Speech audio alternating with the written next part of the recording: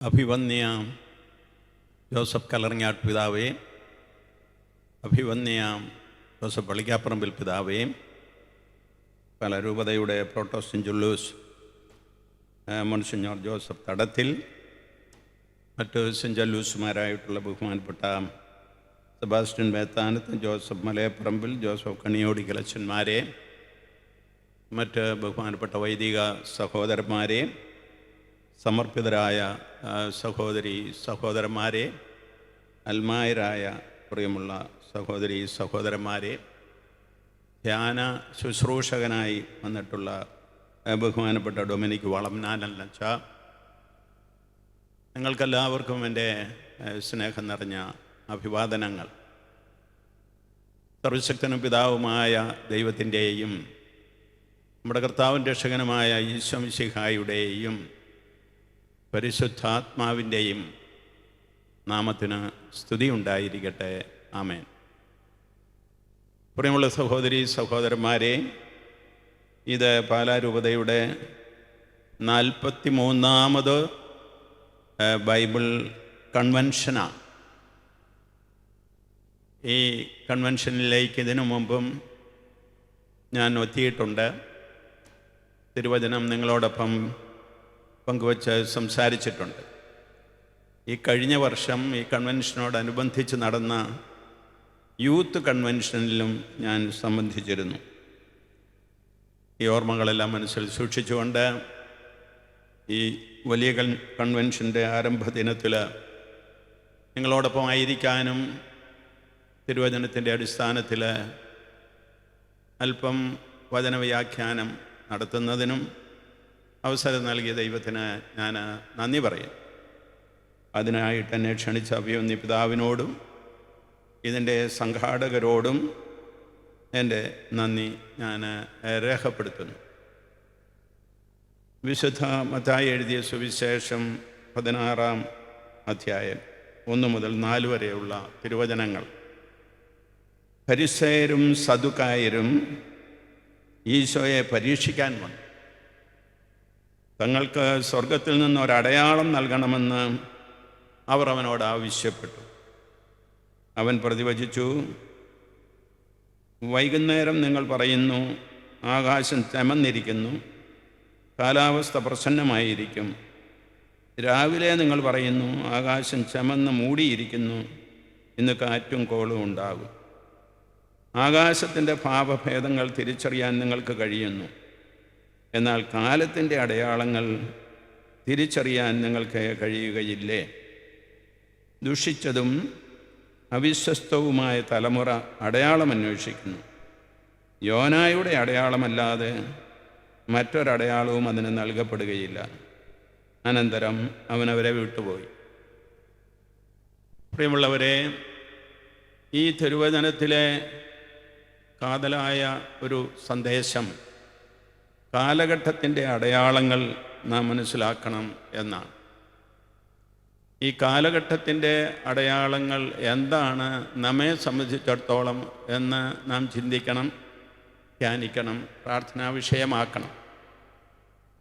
ഒരുപക്ഷെ അതായിരിക്കാം ഈ ബൈബിൾ കൺവെൻഷനിലുടനീളം നിങ്ങൾ ശ്രവിക്കുവാൻ പോകുന്ന തിരുവചനങ്ങളുടെ വ്യാഖ്യാനത്തിൽ നിങ്ങൾക്ക് കിട്ടുന്ന ഉൾക്കാഴ്ചകൾ. കാരണം എല്ലാ കാലത്തും പഴയ നിയമത്തിലും പുതിയ നിയമത്തിലും തിരുവചനങ്ങൾ ദൈവം നൽകിയിട്ടുണ്ട്. പഴയ നിയമത്തിൽ അത് പ്രധാനമായും പ്രവാചകന്മാർ വഴിയാണ് നൽകിയിട്ടുള്ളത്. പുതിയ നിയമത്തിൽ നമ്മുടെ കർത്താവായ ഈശോ മിശിഹാ വഴി അത് നൽകപ്പെട്ടു. പിന്നീട് അവിടുത്തെ ശുശ്രൂഷകരായിരുന്ന 12 ശ്ലീഹന്മാരും മറ്റ് ശിഷ്യന്മാരും ആദിമസഭയിൽ നിയോഗിക്കപ്പെട്ട മറ്റ് മേൽപ്പട്ടക്കാരും വൈദികരുമായിട്ടുള്ളവരും നിർവഹിച്ചു. പിന്നീട് ഇപ്പോൾ നമുക്ക് 2ാം വത്തിക്കാൻ കൗൺസിലിന് ശേഷം മാമോദീസ സ്വീകരിക്കുന്ന ഓരോ വിശ്വാസിയും ദൈവവചനം ശ്രവിക്കാനും ധ്യാനിക്കാനും അത് പങ്കുവയ്ക്കുവാനും കടപ്പെട്ടവനാണെന്നുള്ള ഒരു പഠനം നമുക്ക് ലഭിക്കുന്നുണ്ട്. സഭ ഇന്ന് പ്രബോധിപ്പിക്കുന്നുണ്ട്. അതുകൊണ്ട് ആ തിരുവചനത്തിൻ്റെ ധ്യാനമാണ്, ആ തിരുവചനത്തിൻ്റെ ഉത്തരവാദിത്വങ്ങളാണ് നമ്മൾ ഈ കാലഘട്ടത്തിൽ എപ്രകാരം നിർവഹിക്കണമെന്നുള്ളതാണ് നാം ചിന്തിക്കേണ്ട ഒരു വിഷയമെന്ന് മാത്രം ഈ ആമുഖത്തിൽ പറയാൻ ഞാൻ ആഗ്രഹിക്കുകയാണ്. അതിനെ ചുറ്റിപ്പറ്റിയുള്ള ചില ചിന്തകൾ മാത്രം. ഒരു അനുഭവം പറയുകയാണ്. ഞാനൊരു വീട്ടിൽ ചെന്നു. അപ്പോൾ ആ വീട്ടിൽ അമ്മ മാത്രമേ ഉള്ളൂ. മക്കൾ രണ്ടുപേരും 2 രാജ്യത്തിലാണ്. മക്കളുടെ മക്കളും അവിടെ. ഇവിടെ നമുക്ക് 4 മണി സമയമായിരുന്നു. അപ്പോഴേക്കും ആ അമ്മച്ചി എന്നോട് പറഞ്ഞു, പിതാവേ, ഞാൻ എൻ്റെ മക്കളോടൊപ്പം പ്രാർത്ഥിക്കുന്ന സമയമാണ് ഇത്. ഞാൻ പറഞ്ഞു, അതെങ്ങനെയാണ് സാധിക്കുന്നത്? അവർ വിദേശത്തല്ലേ.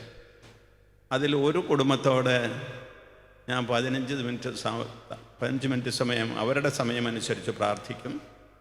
മറ്റൊരു 15 ദിവസം മറ്റേ മകളുടെ കുടുംബത്തോട് ചേർന്ന് പ്രാർത്ഥിക്കും.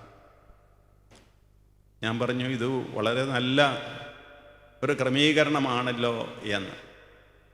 ആ 15 മിനിറ്റ് സമയത്തെ ആ അമ്മച്ചിയുടെ പ്രാർത്ഥനയിൽ ഞാനും കേട്ടിരുന്നു. അമ്മച്ചി ചെയ്യുന്നത് ആദ്യം ത്രികാല ജപം ചൊല്ലും, കർത്താവിൻ്റെ മാലാഖ. പിന്നീട് ജപമാലയുടെ ഒരു രഹസ്യം ചൊല്ലും. പിന്നെ ബൈബിളിൽ നിന്ന് ആ മക്കളിൽ ഒരാളെ കൊണ്ട് ബൈബിൾ വായിക്കും. പിന്നീട് അമ്മച്ചിയുടെ സ്വയം പ്രേരിതമായ ഒരു പ്രാർത്ഥനയുണ്ട്. അവസാനം എത്രയും ദയുള്ള മാതാവേ എന്ന ജപവും ചൊല്ലും. ഇതവരുടെ ദിവസേനയുള്ള പ്രാർത്ഥനയാണ്. അമ്മ 2 പ്രാവശ്യം പ്രാർത്ഥിക്കുന്നു. ഒരാൾ UK-യിലും ഒരാൾ കാനഡയിലുമാണ്. അവരുടെ സമയമനുസരിച്ച് അമ്മ പ്രാർത്ഥിക്കുക. ഇതാണ് കാലഘട്ടത്തിൻ്റെ സൂചന കണക്കിലെടുത്തുകൊണ്ട് പ്രാർത്ഥിക്കുന്ന ഒരമ്മയുടെ അനുഭവം എനിക്ക് നിങ്ങളോട് പങ്കുവയ്ക്കുവാനുള്ളത്. വേറൊരു കുടുംബത്തിൻ്റെ ഈ അനുഭവം ഞാൻ പറഞ്ഞ സന്ദർഭത്തിൽ വേറൊരു കുടുംബം പറഞ്ഞത്, ഞങ്ങളുടെ കുട്ടികളെ ഫോണിലൂടെ വിശ്വാസ പരിശീലനം കൊടുക്കുന്നുണ്ട് എന്ന്. അവർ പ്രബുദ്ധരായ മാതാപിതാക്കളാണ്. സ്കൂളുകളിൽ നിന്ന് റിട്ടയർ ചെയ്തവരാണ്. അവരുടെ മക്കൾ വിദേശത്താണ്. ആ മക്കളുടെ മക്കൾക്ക് വേണ്ടിയിട്ടാണ് അവർ വിശ്വാസ പരിശീലനം കൊടുക്കുന്നത്. അത് 1-2 കാര്യങ്ങളെ പ്രത്യേകമായിട്ട് പറയത്തുള്ളൂ. പിന്നെ അവരോട് ഇങ്ങോട്ട് ചോദിക്കും, നിങ്ങൾക്ക് എന്നാ ഉണ്ട് വിശേഷങ്ങൾ, നിങ്ങളെങ്ങനെ പള്ളിയിൽ പോയിരുന്നോ, ഇങ്ങനെയൊക്കെയുള്ള ഒരു വിശ്വാസ പരിശീലനത്തിൻ്റെ കോഴ്സ് ഫോണിലൂടെ അവർ നിർവഹിക്കുന്നു. എന്തോ ഒരു പ്രചോദനാത്മകമായിട്ടുള്ള ഒരു കാലഘട്ടത്തിൻ്റെ സൂചനയാണ്. നമുക്കെല്ലാവർക്കും അറിയാവുന്നതുപോലെ ഇന്ന് ലോക ജനത അവരുടെ ജനിച്ചു വളർന്ന നാട്ടിൽ തന്നെ തങ്ങിക്കൂടുകയല്ല ചെയ്യുന്നത്. പിന്നെയോ മറ്റു പല രാജ്യങ്ങളിലേക്കും കടന്നു ചെല്ലുന്നുണ്ട്. കുടിയേറുന്നു, ജോലിക്കായിട്ട്, പഠനത്തിനായിട്ട്, അല്ലെങ്കിൽ കൂടുതൽ സാമ്പത്തികമായ ഉന്നമനത്തിനു വേണ്ടി ഒക്കെ. അങ്ങനെ നിരന്തരം നീങ്ങിക്കൊണ്ടിരിക്കുന്ന ഒരു സമൂഹമാണ്. നാം വിചാരിച്ചിരുന്നത് ഭൂമി മാത്രമേ സൂര്യന് ചുറ്റും കറങ്ങുന്നുള്ളൂ എന്ന്. എന്നാൽ ഭൂമിയോടൊപ്പം മനുഷ്യരും ഭൂമിക്കുള്ളിൽ കറങ്ങിക്കൊണ്ടിരിക്കുകയാണ്. അങ്ങനെ ഭൂമിയോടൊപ്പം കറങ്ങുക എന്നുള്ളതല്ല, ഭൂമിക്കുള്ളിൽ നമ്മൾ മനുഷ്യരായിട്ടുള്ള ഒരു സമൂഹം കറങ്ങിക്കൊണ്ടിരിക്കുക. നമ്മളൊരു വലിയ നഗരത്തിൽ ചെന്നാൽ അവിടെ ആളുകൾ നീങ്ങിക്കൊണ്ടിരിക്കുന്നത് നമുക്ക് കാണാം. ഇതുപോലെ തന്നെയാണ് ലോകത്തിൽ മനുഷ്യ സമൂഹം നീങ്ങിക്കൊണ്ടിരിക്കുകയാണ്. എല്ലാ മതങ്ങളിലും ഭാഷകളിലും ഒക്കെ തഴങ്ങി ജീവിക്കുന്ന ആളുകൾ ഇന്ന് പല രാജ്യങ്ങളിലായിട്ട് അവരുടെ മതവിശ്വാസവും അവരുടെ സംസ്കാരവും അവരുടേതായ ജീവിതശൈലികളുമെല്ലാം അനുവർത്തിച്ച് ജീവിച്ചു കൊണ്ടിരിക്കുകയാണ്. അതിൻ്റേതായ സത്ഫലങ്ങളും സംഘർഷങ്ങളും സംഘട്ടനങ്ങളും ഒക്കെ നാം കാണുന്നുണ്ട് മാധ്യമങ്ങളിലൂടെ. പക്ഷേ ഇതൊരു വസ്തുതയാണ്. ഇത് ഈ കാലഘട്ടത്തിൻ്റെ ഒരു സൂചനയാണ്. നമ്മുടെ കർത്താവ് ഈശോ മിശിഹായിൽ സംഭവിച്ചതിൻ്റെ ഒരു തുടർക്കഥയെന്ന് മാത്രമേ ഉള്ളൂ. ഈശോ ബെത്ലഹേമിലെ കാലിത്തൊഴുത്തിൽ പിറന്നെങ്കിലും അധികം താമസിയാതെ ഈജിപ്തിലേക്ക് ഒളിച്ചു പോകേണ്ടി വന്നു. ഈജിപ്തിൽ കുറച്ച് നാൾ താമസിച്ചിരുന്നിരിക്കണം. പിന്നീട് തിരിച്ചു വന്നപ്പോൾ ജെറൂസലമിലേക്കാണ് വന്നതെങ്കിലും അവിടെ തങ്ങാൻ ബുദ്ധിമുട്ടുണ്ട്. ഹെരോദേസിൻ്റെ പിൻതലമുറക്കാരനായിട്ട് അർക്കലാവോസാണ് അവിടെ ഭരിക്കുന്നതെന്ന് കണ്ടതുകൊണ്ട് നസ്രത്തിലേക്ക് പോയി. അങ്ങനെ നസ്രായനായി.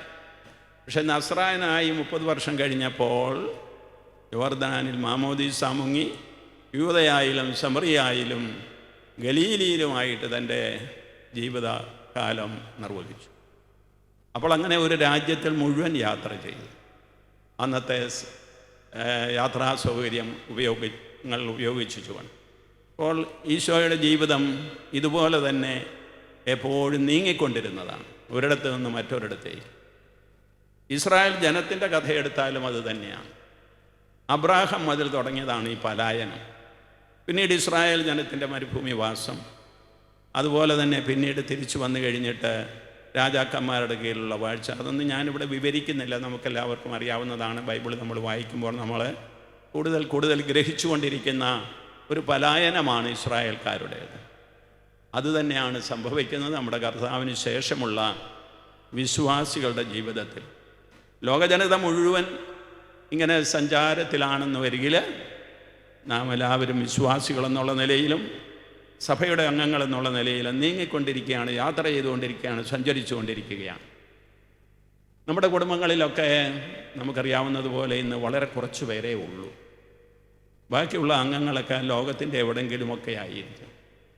അങ്ങനെ ഇരിക്കുന്ന അവസ്ഥയിലാണ് ഈ കാലത്തിൻ്റെ സൂചന കണക്കിലെടുത്തുകൊണ്ട് ഇത് നമുക്ക് തിരിച്ചു പിടിക്കാനൊന്നും അത്ര എളുപ്പമല്ല.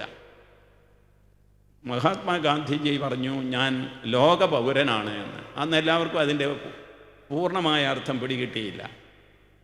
ഇന്ത്യക്കാരനും ഇന്ത്യയുടെ സ്വാതന്ത്ര്യത്തിന് വേണ്ടി ക്ലേശങ്ങൾ സഹിച്ച് സമരം നടത്തുന്നവനുമായിട്ടുള്ള മഹാത്മാഗാന്ധി എപ്രകാരമാണ് ലോകപൗരനാകുന്നതെന്ന് ഒരുപക്ഷെ അന്നത്തെ ആളുകൾ ചിന്തിച്ചിട്ടും ഉണ്ടാകും. എന്നാൽ പിന്നീട് ഇപ്പം നമുക്കറിയാം, അക്ഷരാർത്ഥത്തിൽ നാം എല്ലാവരും ലോകപൗരന്മാരാണ്. കാരണം നമ്മെ സംബന്ധിച്ചിടത്തോളം ഒരിടത്ത് ഒടുങ്ങിക്കൂടാൻ സാധിക്കുകയില്ല.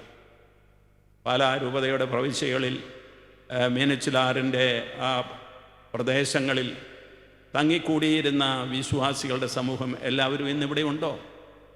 ഇപ്പോൾ ജനിക്കുന്നവരും അധികം താമസിയാതെ ഇവിടെ നിന്ന് തലമുട്ട് പോവില്ലേ? പോകും. കാരണം ഈ ലോകത്തിൻ്റേതായിട്ടുള്ള ആഗോളവത്കരണം, അതുപോലെ തന്നെ ജോലി സാധ്യതകളുടേതായിട്ടുള്ള ആ സംലഭ്യതകൾ അത് ലോകമെമ്പാടുമുണ്ട്. അതെല്ലാം മനുഷ്യനെ പ്രേരിപ്പിച്ചുകൊണ്ടിരിക്കുകയാണ് ഈ നിരന്തരമായ സഞ്ചാരത്തിന്, ഈ നിരന്തരമായ സ്ഥലം മാറ്റങ്ങൾക്ക്. അങ്ങനെയുള്ള ഒരു കാലഘട്ടത്തിൻ്റെ സൂചന നാം കണക്കിലെടുക്കണം. കാലഘട്ടത്തിൻ്റെ സൂചന എടുത്തുകൊണ്ട് പ്രാർത്ഥിക്കുന്ന ഒരു കുടുംബത്തെക്കുറിച്ച്, വിശ്വാസ പരിശീലനം നടത്തുന്ന ഒരു കുടുംബത്തെക്കുറിച്ച് ഞാൻ പറഞ്ഞു എന്ന് വരികിൽ, നമ്മെ സംബന്ധിച്ചിടത്തോളം ഇന്ന് ഏറ്റവും പ്രാധാന്യമർഹിക്കുന്ന ഒരു ദൗത്യം എന്താണ് എന്ന് ചോദിച്ചാൽ, നാം എവിടെയായിരുന്നാലും വിശ്വാസത്തിൻ്റെ അടിസ്ഥാനത്തിൽ ബന്ധപ്പെട്ടുകൊണ്ടിരിക്കണം. നമ്മുടെ ജീവിതത്തിൻ്റേതായ കഥകൾ നമ്മൾ പങ്കുവയ്ക്കണം. നമ്മുടെ ദുഃഖങ്ങൾ നമ്മൾ പരസ്പരം പങ്കുവച്ച് സമാശ്വസിക്കണം. നമ്മുടേതായ ഉത്തരവാദിത്വങ്ങൾ മറ്റുള്ളവരോട് ചേർന്ന് നിറവേറ്റിക്കൊണ്ട് സഭയെയും സമൂഹത്തെയും നമ്മൾ പുരോഗതിയിലേക്ക് നയിക്കണം. ഈ ഉത്തരവാദിത്വം നമ്മുടേതാണ്. ഇത് തന്നെയാണ് കർത്താവ് 12 ശ്ലീഹന്മാരെ ഫലമേൽപ്പിച്ചത്.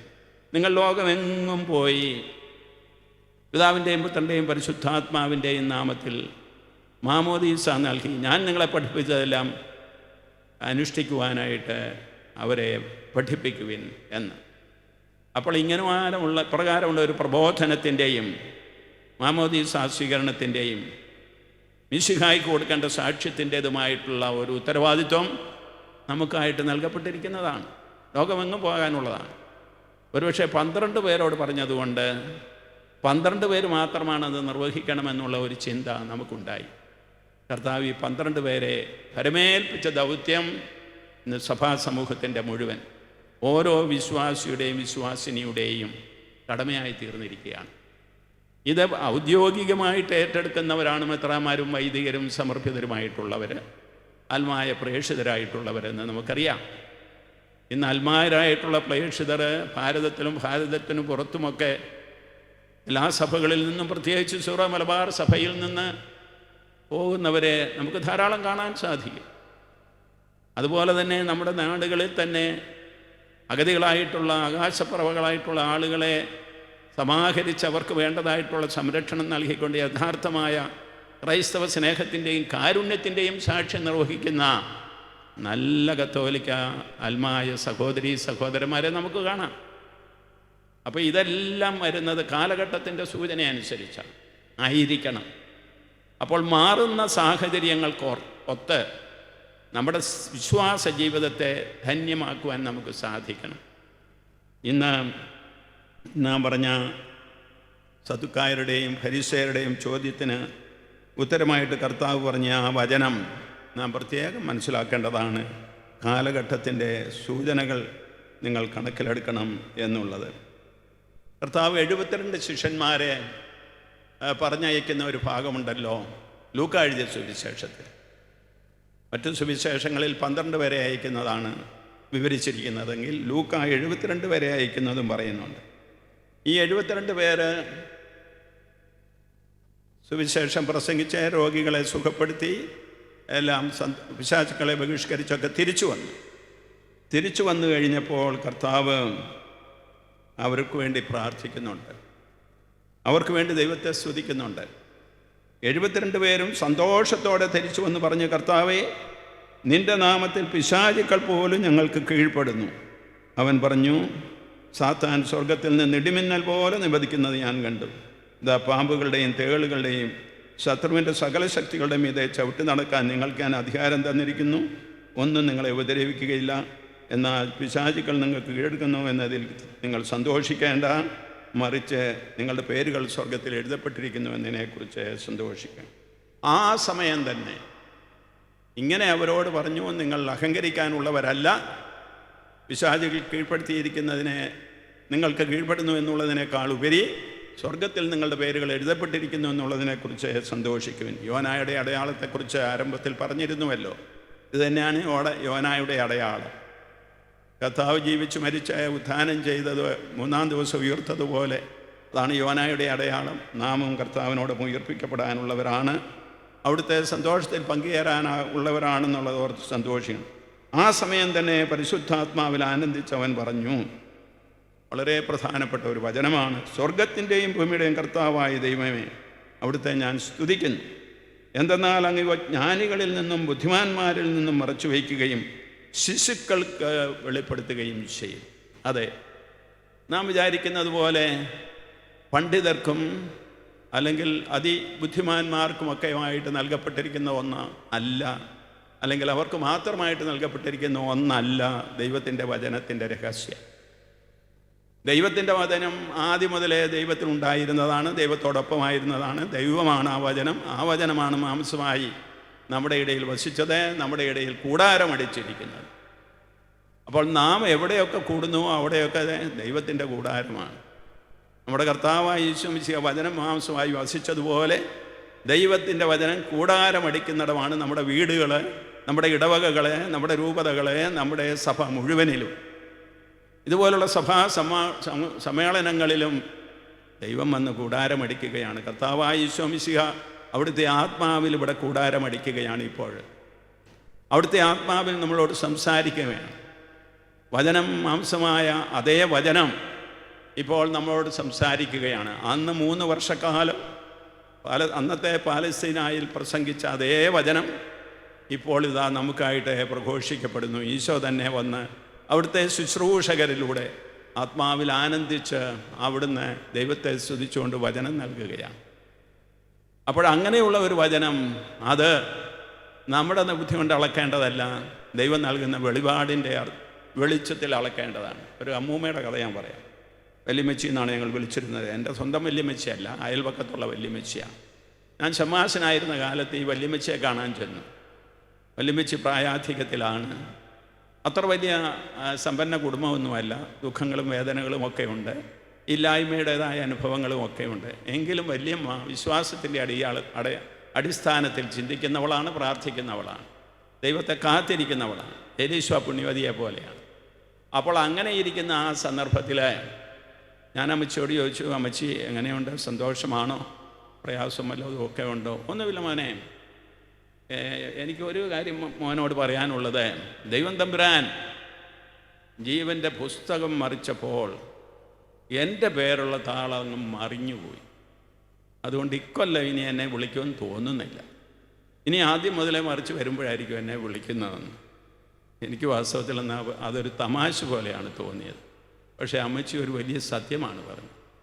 പിന്നീട് ഞാൻ വൈദികനായി കഴിഞ്ഞ് POCയിൽ വെളിപാട് പുസ്തകം പഠിപ്പിച്ച സന്ദർഭത്തിൽ അതിൻ്റെ വ്യാഖ്യാനങ്ങളെല്ലാം എടുത്തു കഴിഞ്ഞപ്പോൾ ഈ ജീവൻ്റെ പുസ്തകം വെളിപാട് പുസ്തകത്തിലുണ്ട്.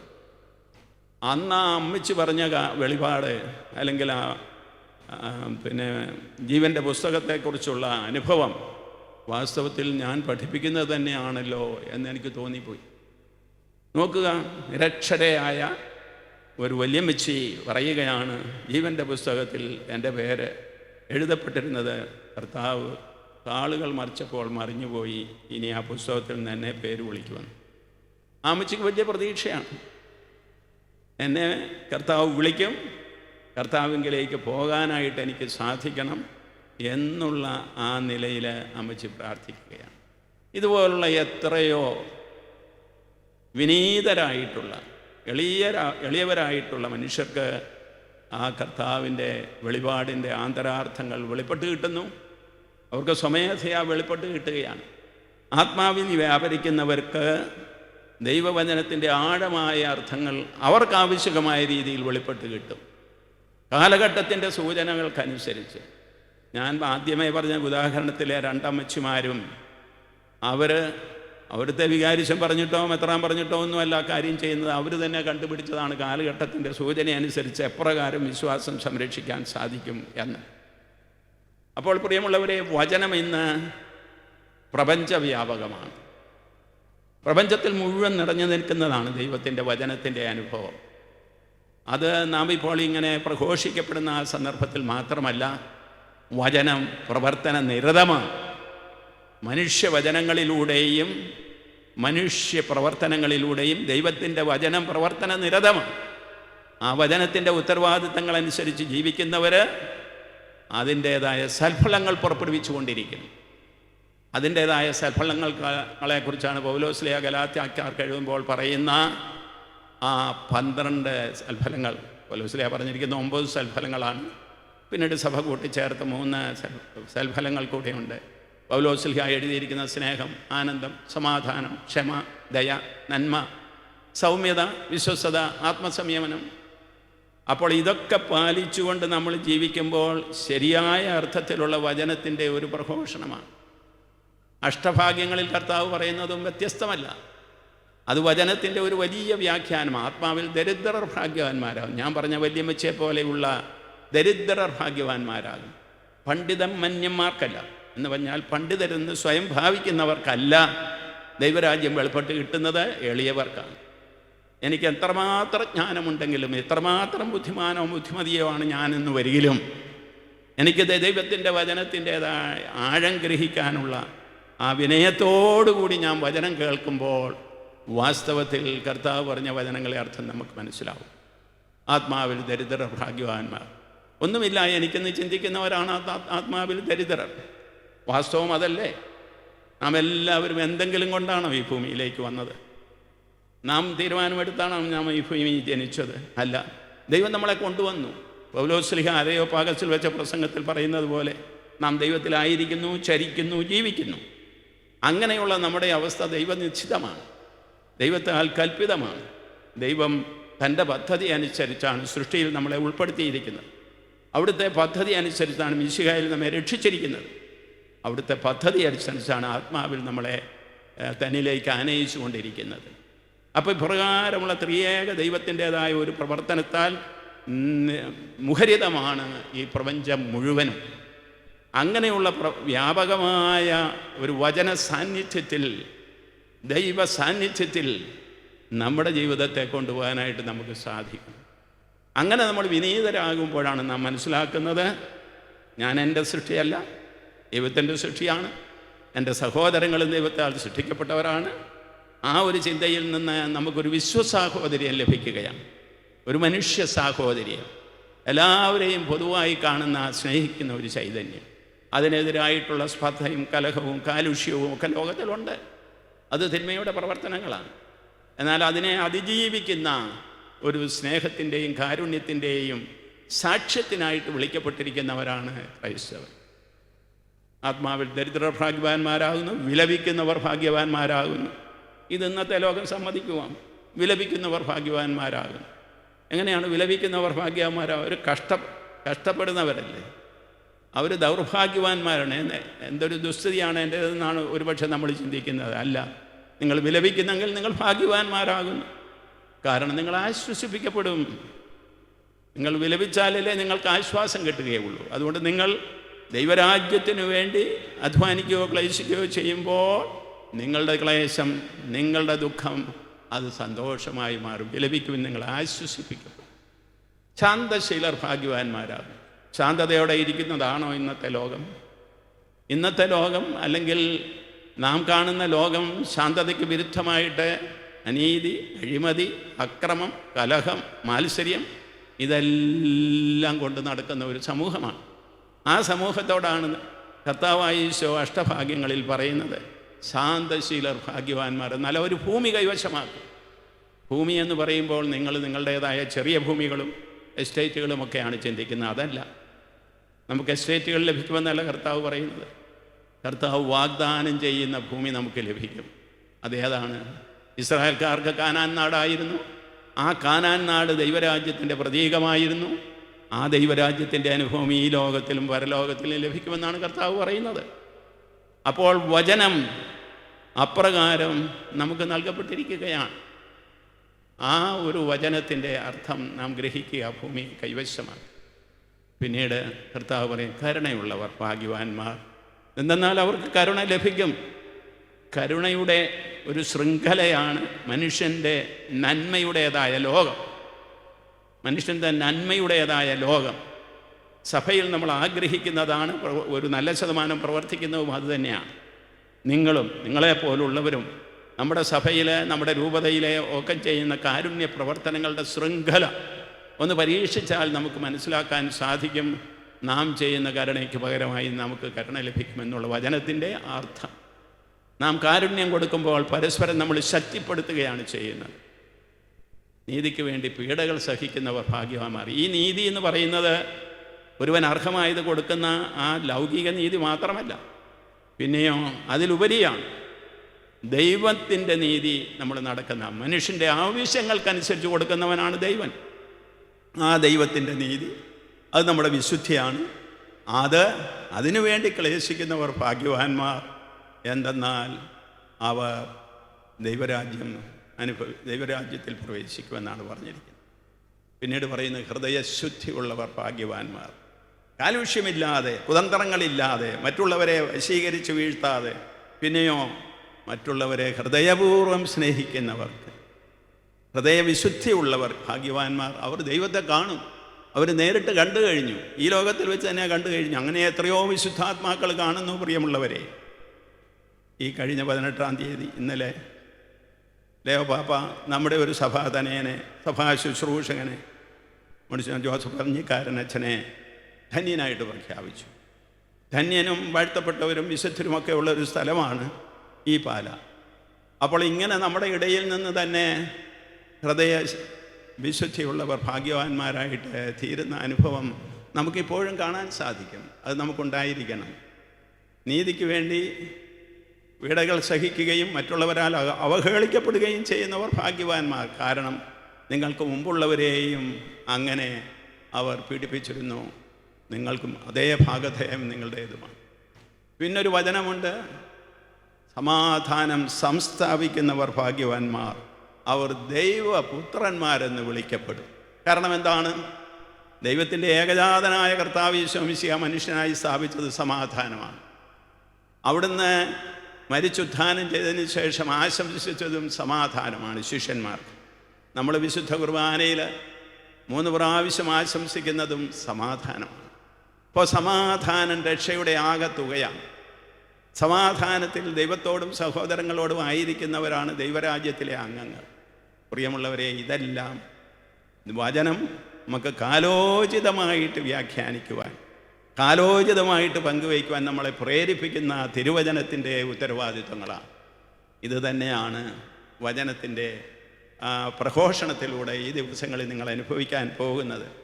നിങ്ങളുടെ ജീവിതത്തിൻ്റെ പരിവരുത്ത സാഹചര്യങ്ങളിൽ എപ്രകാരം നിങ്ങൾക്കെല്ലാം ഇതനുഭവിക്കാൻ സാധിക്കുമെന്ന് കഴിഞ്ഞു. ഞാൻ ഷമാശനായിരുന്ന കാലത്ത് ആലുവ സെമിനാരിലാണ് ഞാൻ പഠിച്ചത്. ഞങ്ങൾക്ക് രോഗി സന്ദർശനം ഞങ്ങളുടെ പരിശീലനത്തിൻ്റെ ഭാഗമായിട്ടുണ്ടായിരുന്നു. അപ്പോൾ ഞാൻ ആലുവ ഗവൺമെൻറ് ആശുപത്രിയിൽ ചെന്ന് രോഗികളെ സന്ദർശിക്കുകയാണ് എൻ്റെ ഒരു കൂട്ടുകാരനോടൊപ്പം. അദ്ദേഹം സെമിനാരിക്കാരനാണ്. അപ്പോൾ ഞങ്ങൾ ചെന്നപ്പോൾ ഒരു പ്രായം ചെന്ന മനുഷ്യൻ വേദന കൊണ്ട് പൊളഞ്ഞു വിളിക്കുകയാണ്, ഈശോ മാതാവേ. ആ വാർഡിൽ കിടക്കുന്നവർക്കെല്ലാം കേൾക്കാം, ഈശോ മാതാവേ എന്ന് വിളിക്കുക. അപ്പോൾ ഞാൻ വല്യപ്പച്ചനോട് ചോദിച്ചു, ഈശോയെയും മാതാവിനെയും ഒന്നിച്ചാണല്ലോ വിളിക്കുന്നത്? എൻ്റെ അച്ഛാന്ന് എന്നെ വിളിച്ച, കാരണം എനിക്ക് ലോവയുണ്ടായിരുന്നു. എൻ്റെ അച്ഛ, രണ്ടുപേരും കൂടെ വന്നാലേ രക്ഷപ്പെടത്തുള്ളൂ ഞാൻ, അതുകൊണ്ടാണ് ഞാൻ അങ്ങനെ വിളിക്കുന്നത്. അച്ഛൻ്റെ ആ ചെറിയ വിശ്വാസത്തിൻ്റെ അടിസ്ഥാനത്തിൽ ആ വല്യപ്പച്ചൻ എന്നോട് പറഞ്ഞതാണ്. പിന്നീട് ഒരിക്കൽ ഞാൻ അച്ഛനായതിനു ശേഷം, അച്ഛനായിട്ട് പോലും എനിക്ക് വാസ്തവത്തിൽ തിരുവചനത്തിൻ്റെ എല്ലാ ആഴമായ അർത്ഥങ്ങളും അറിഞ്ഞുകൂടായിരുന്നു. ഇപ്പോഴും പൂർണ്ണമായിട്ട് അറിയത്തില്ല. തിരുവചനം നമ്മൾ ധ്യാനിച്ച് പഠിച്ച് വ്യാഖ്യാനിച്ച് നിരന്തരം അയവിറക്കിക്കൊണ്ടിരിക്കേണ്ട ഒരു വലിയ സന്ദേശമാണ്, ഒരു വലിയ സാക്ഷ്യമാണ്. അത് കർത്താവ് യേശുമിശിഹായിലും വിശുദ്ധരിലൂടെ നമുക്ക് ലഭിച്ചിട്ടുള്ളതിനെ നാം ധ്യാനിക്കണം, വ്യാഖ്യാനിക്കണം, പഠിപ്പിക്കണം.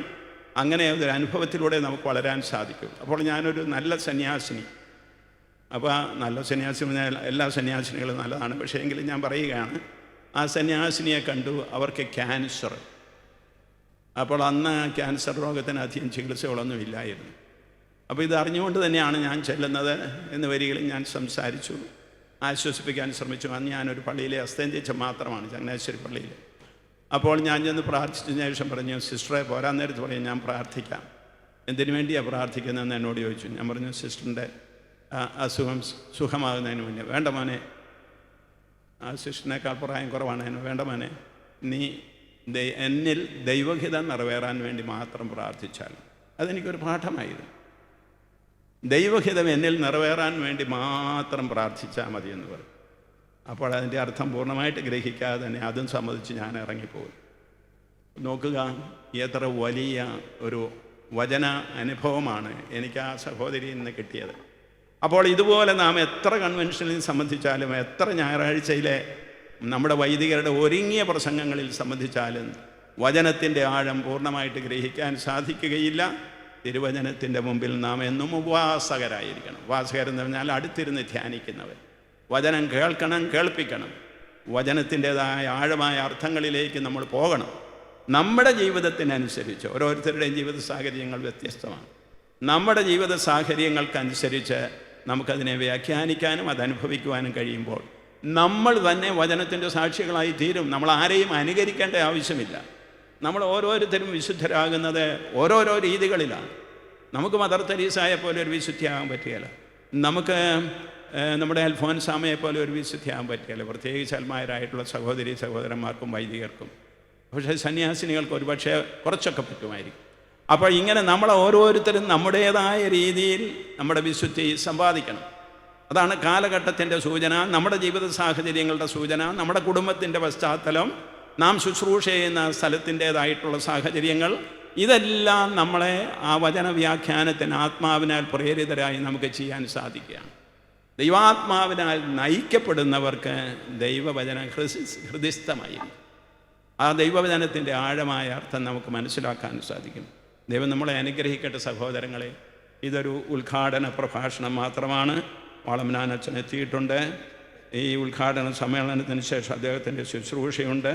മാത്രമല്ല, ഇപ്പോൾ നമ്മുടെ അഭിമന്യ മാർ ജോസഫ് കലറങ്ങാട്ട് പിതാവ് സഹജമായ തൻ്റെ ജ്ഞാനത്തിൽ ഈ തിരുവചനത്തിൻ്റെ വ്യാഖ്യാനം നിങ്ങൾക്കായിട്ട് നൽകും. അധ്യക്ഷ പ്രസംഗം നടത്തും.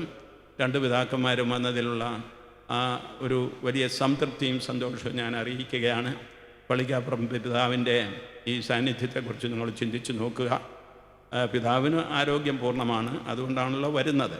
പക്ഷേ എങ്കിലും ഈ പ്രായത്തിലും പിതാവ് അതിന് സന്നദ്ധനാകും. അത് ആത്മാവിൻ്റെ പ്രചോദനമാണ്. അല്ലെങ്കിൽ അവിടെ സുഖമായിട്ട് കളറിങ്ങാട്ട് പിതാവ് സജ്ജീകരിച്ചിരിക്കുന്ന എല്ലാ ക്രമീകരണങ്ങളോടും കൂടി നല്ല ഭക്ഷണവും നല്ല പ്രാർത്ഥനയും ഒക്കെ ആയിട്ട് ഒതുങ്ങിക്കൂടാമായിരുന്നു. പക്ഷേ ഇവിടെ വന്നിരിക്കുന്നത് വചനം കേട്ട് നിങ്ങളോടൊപ്പം പിതാവ് സ്നേഹിച്ചതും നയിച്ചതുമായിട്ടുള്ള ഒരു സഭാ സമൂഹത്തോടൊപ്പം തൻ്റെ വചനാനുഭവം കൂടുതൽ ശക്തമാക്കുന്നതിനും അതുപോലെ തന്നെ ജീവിതം കൂടുതൽ വിശുദ്ധീകരിക്കുന്നതിനും വേണ്ടിയാണ് പിതാവ് വന്നിരിക്കുന്നത്. ഇത് നമുക്കുണ്ടായിരിക്കേണ്ട ഒരു സമീപനമാണ്. നാം ഒരിക്കലും പൂർണ്ണരാകുന്നില്ല, നാം ഒരിക്കലും ഒന്നും ആവശ്യമില്ലാത്തവരാകുന്നില്ല. നാം എന്നും ആവശ്യക്കാരാണ്. ദൈവസന്നിധിയിൽ നിന്ന് കൃപ നമുക്ക് ലഭിക്കുന്നില്ല എന്ന് വരികിൽ നമുക്കൊന്നുമില്ല. അതുകൊണ്ട് കൃപ ലഭിക്കാൻ വേണ്ടി വിനീത ഹൃദയരായിട്ട് ഹൃദയപൂർവ്വം നമ്മൾ കർത്താവിനെ വിളിച്ചപേക്ഷിക്കുകയും മറ്റുള്ളവരോടൊപ്പം അവിടുത്തെ സ്നേഹത്തിനും കാരുണ്യത്തിനും സാക്ഷ്യം വഹിക്കുന്നവരുമായിരിക്കണം. ദൈവം നമ്മളെ അനുഗ്രഹിക്കട്ടെ എന്ന് ഈ വാക്കുകളോടുകൂടെ ഞാൻ നമ്മുടെ ഈ ബൈബിൾ 43ാമത് ബൈബിൾ കൺവെൻഷൻ ഉദ്ഘാടനം ചെയ്തതായിട്ട് നിങ്ങളെ അറിയിക്കുന്നു. ദൈവത്തിന് സ്തുതി. ഞാൻ ലോകത്തിൻ്റെ പ്രകാശമാകുന്നു, എന്നെ അനുഗമിക്കുന്നവൻ അന്ധകാരത്തിൽ നടക്കുകയില്ല, അവന് ജീവൻ്റെ പ്രകാശമുണ്ടായിരിക്കും. ഈശോയുടെ ഈ വാക്കുകളെ അനുസ്മരിച്ച് ഇപ്പോൾ തിരിതെളിച്ച് നമ്മുടെ 43ാമത് ബൈബിൾ കൺവെൻഷൻ അഭിവന്യ മാർ ജോർജ് കർദിനാൾ ആലഞ്ചേരി പിതാവ് ഉദ്ഘാടനം ചെയ്യുന്നു.